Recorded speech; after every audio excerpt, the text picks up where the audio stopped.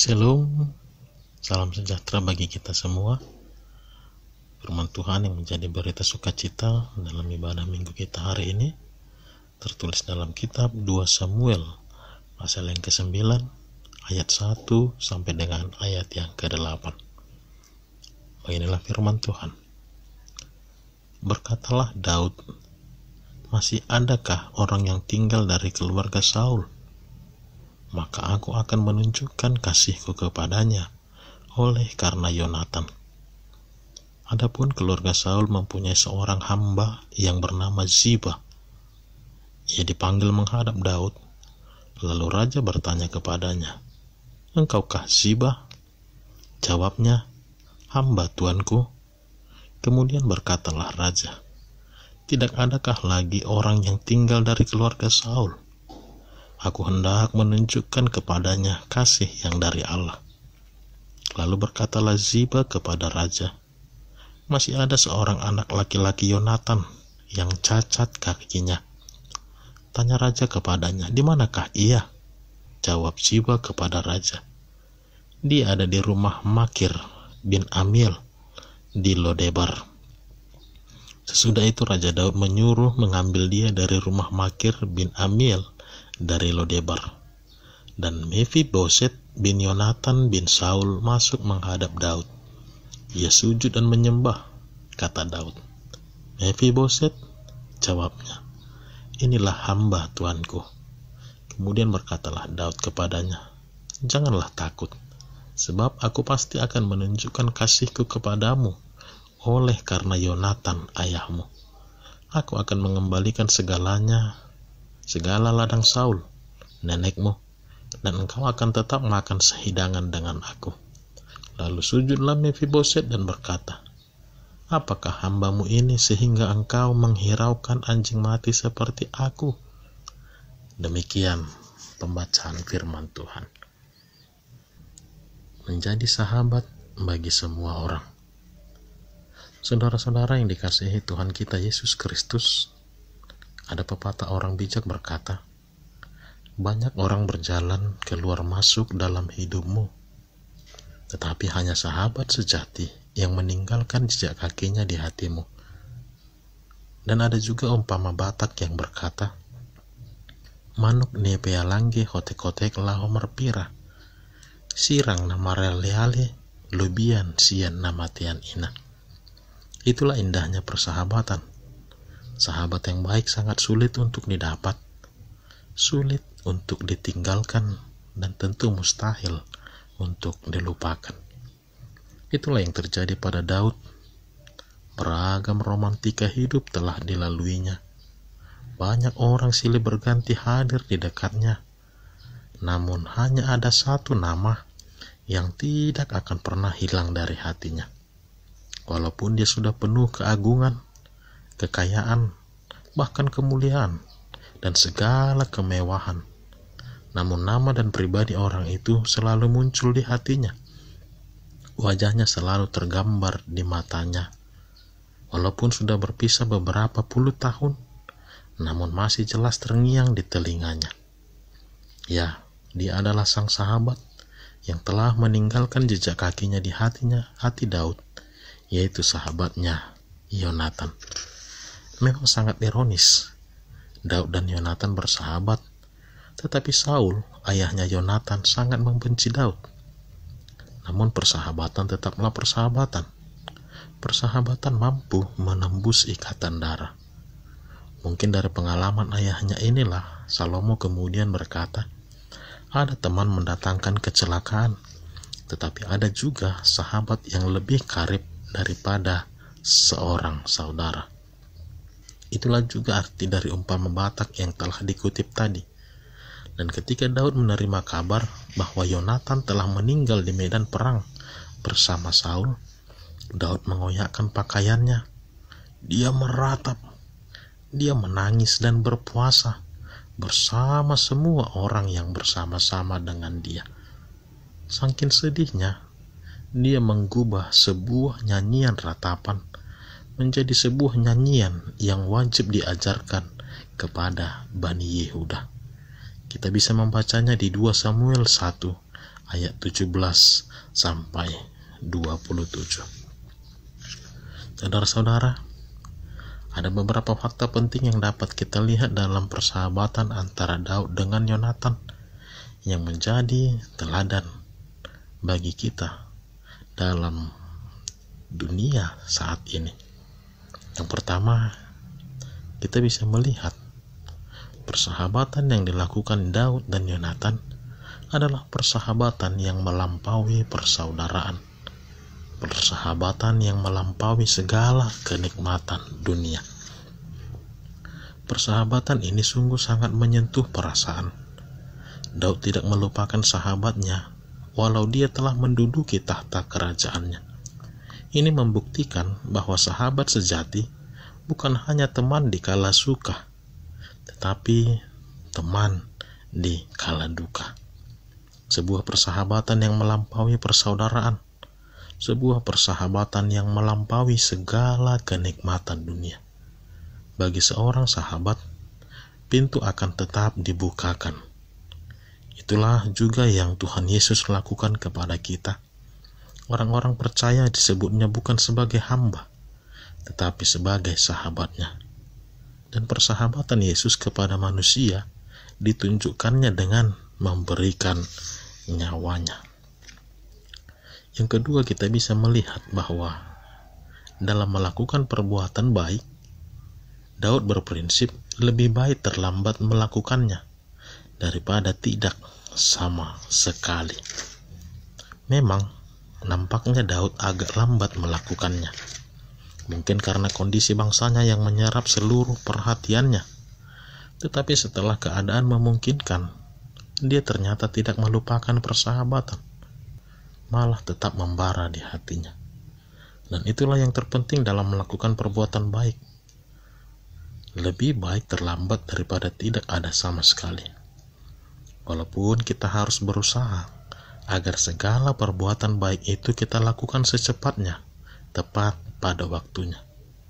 Karena nilai sebuah perbuatan baik juga bergantung pada waktu atau momentum. Karena setitik air sangat berguna dan bernilai bagi seseorang yang kehausan di padang gurun.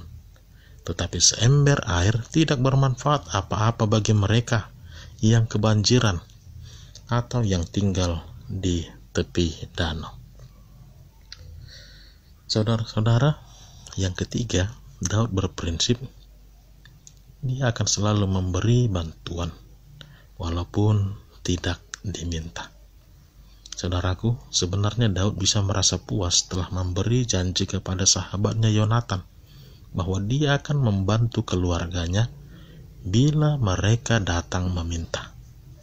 Halak bata madok dangadong nama ngalehon molo soadong namalah atau meminta. Tetapi bara api kerinduannya akan sahabatnya Yonatan yang telah meninggal itu telah begitu memuncak, sehingga Daud mencari informasi. Apakah masih ada keluarga Yonatan yang masih hidup? Dia berkata, "Aku hendak menunjukkan kepadanya kasih yang dari Allah." Daud mencari kesempatan untuk berbuat baik tanpa menunggu orang lain terlebih dahulu meminta kepadanya. Yang keempat, sebagai sahabat, Daud berprinsip bahwa tugasnya hanyalah melakukan dan memberikan apa yang terbaik. Benar, yang dilakukan Saul terhadapnya sangatlah menyakitkan. Namun Daud tidak ingin membalaskan itu kepada keturunan Saul. Justru dia mau menunjukkan kasihnya. Dia berkata, "Tidak adakah lagi orang yang tinggal dari keluarga Saul? Aku hendak menunjukkan kepadanya kasih yang dari Allah." Daud menyadari bahwa bukanlah tugasnya menghukum orang yang bersalah. Dia mengetahui bahwa itu adalah hak prerogatif Allah. Tugasnya hanyalah melakukan yang terbaik sebagai balasan dari setiap perbuatan jahat. Orang-orang seperti itulah yang disebut sebagai anak-anak Allah. Yang kelima, kita bisa melihat Daud berprinsip dalam persahabatan tidak ada perbedaan kelas atau kasta, karena semua adalah sama di hadapan Allah. Saudaraku, ternyata Mephiboset, anaknya Yonatan itu adalah seorang cacat, seorang yang lumpuh. Di hadapan seorang raja agung seperti Daud, Mephiboset menyebut dirinya sebagai seekor anjing mati yang tidak berguna, yang hina. Namun bagi Daud, dia adalah perwakilan sahabatnya Yonatan. Daud tidak melihat anjing mati di dalam diri Mephiboset, tetapi melihat Yonatan, sang sahabatnya. Sehingga dia mengangkatnya dan berkata, "Jangan takut." Lalu Daud mengembalikan semua harta Saul kepadanya untuk diusahakan oleh Ziba, hamba Saul, untuk Mephiboset. Dan yang terutama, Daud mengatakan kepada Mephiboset bahwa engkau akan tetap makan sehidangan dengan aku. Sebuah persahabatan yang luar biasa, sebuah persahabatan yang memang dilahirkan dari kasih Allah yang benar-benar mereka hidupi di dalam kehidupan mereka. Untuk itu, saudara-saudaraku, apa yang perlu kita lihat dalam firman Tuhan pada minggu ini? Yang perlu kita renungkan sekarang adalah, masih adakah persahabatan seperti itu kita jumpai di masyarakat kita yang telah dipenuhi oleh jiwa egoisme dan individualisme ini? Nampaknya justru sikap malin kundang yang paling banyak, yang setelah hari panas lupa kacang akan kulitnya. Malah semakin banyak orang seperti hehean lobu, yang ketika melarat sangat hormat menyembah, memohon bantuan kita. Tetapi setelah mendapat bantuan, dia berhasil. Akibat bantuan tersebut, dia malah menendang kita. Sebagai orang yang percaya, kita seharusnya membangun bukan hanya persaudaraan dengan sesama, tetapi juga sebuah persaudaraan. Persahabatan yang melampaui persaudaraan, persahabatan yang melampaui kenikmatan dunia. Itulah yang Yesus lakukan bagi kita. Manusia sudah terkafar seperti anjing mati akibat kesakitan, terutama karena keberdosaan manusia. Namun hati Tuhan tergerak oleh belas kasihan dan mengangkat kita menjadi sahabatnya. Dia datang mengangkat kita menjadi anak-anak Allah yang makan sehidangan dengan Tuhan. Itulah sebabnya yang harus kita lakukan bagi sesama kita, terutama mereka yang mempunyai keterbatasan, mereka yang lemah, yang miskin, yang terbelakang, yang berada di penjara, yang sedang dalam kesakitan, terutama saudara kita yang menderita sebagai dampak wabah virus corona yang lampau. Mereka bukanlah orang-orang berdosa yang harus dibuang dan dijauhi, tetapi seperti yang dilakukan Yesus, mereka harus dilayani dan dibantu. Mereka adalah sahabat-sahabat Yesus, saudara-saudara Yesus. Bagi mereka yang membantu kaum lemah itu, Tuhan akan mewariskan kerajaan yang telah Tuhan sediakan. Epistel yang sudah kita baca tadi mengingatkan kita agar ketika kita bersuka cita, ingatlah akan mereka yang cacat, ingatlah akan mereka yang lemah, mereka yang tak berdaya, atau kaum-kaum marginal. Jauh lebih bermanfaat bersukaria bersama mereka ketimbang dengan orang yang selevel atau di atas kita. Bagaimana Daud bisa melakukan itu? Hanya karena dia selalu memikirkan Tuhan. Seperti yang dia katakan, "Aku hendak menunjukkan kepadanya kasih yang dari Allah." Daud ingat betul janji persahabatannya dengan Yonatan. Mereka ikat di hadapan Allah. Allah mereka jadikan sebagai saksi. Itulah yang menyebabkan Daud mampu melakukan perbuatan mengasihi seperti itu. Perbuatan kasih hanya dapat dilakukan bila Tuhan menguasai hati kita. Dan perbuatan kasih seperti itu akan kelihatan gila atau kelihatan edan. Karena perbuatan kasih adalah buah dari hati, bukan dari logika berpikir manusia. Seorang filsuf bernama Pascal pernah berkata bahwa hati mempunyai logika sendiri yang tidak sama dengan logika otak. Karena itu kelihatannya gila, seperti salib Kristus yang menjadi kebodohan bagi orang Yunani dan batu sandungan bagi orang-orang Yahudi. Saudara-saudara, Apa yang mau kita hidupi dalam firman Tuhan pada minggu ini? Yang pertama, kita mau belajar sama seperti Daud. Bagaimana Daud bisa menjadi sahabat bagi semua orang, terlebih bagi orang-orang yang berkesusahan. Dia juga mampu melakukannya karena Daud adalah orang yang takut akan Allah dan memberikan hidupnya dikuasai oleh Allah. Ingatlah, saudara-saudara, dia mampu memberi bukan hanya karena dia berkelimpahan, tetapi Daud tahu bahwa lebih besar nilai persaudaraan, persahabatan itu dibandingkan dari apa yang telah dia berikan.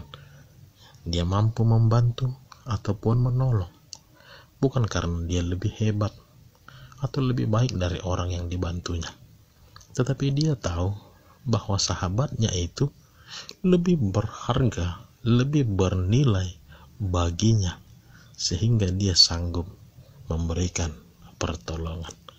Seseorang yang mampu berkorban bukan karena dia berkelimpahan, bukan karena dia berkelebihan, tetapi dia tahu nilai dari sebuah persaudaraan, persahabatan lebih besar nilainya dari apa yang telah dia berikan. Ingatlah Bapak Ibu Saudara, kasih Allah melampaui semuanya. Pengorbanan Tuhan Yesus melebihi dari segalanya. Itulah prinsip dalam persahabatan. Hal-hal yang terkadang sangat susah dipikirkan oleh pikiran akal sehat manusia, tetapi iman kita berkata, kasih Kristus mampu mengalahkan segalanya. Tuhan Yesus memberkati. Amin.